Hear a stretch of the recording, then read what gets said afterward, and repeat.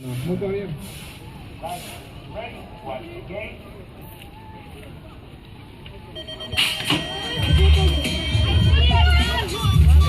Līdz ar skatājos Markus Ozolnieks, Kristofers Bužoks, Rauls Domarāckis, Gustavs Saulītis, Patriks Grazulītis.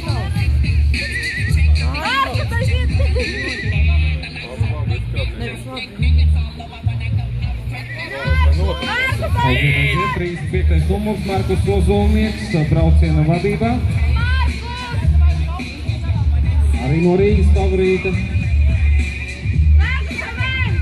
Starp citu atgādināšu, kad vakar Rīgas kausa izcīņā kopvērtējumā uzvarēja tieši Rīgas favorīta klubs, tātad kausa paliek šeit pat, Mežparka trasē, Rīgas kluba rīcībā.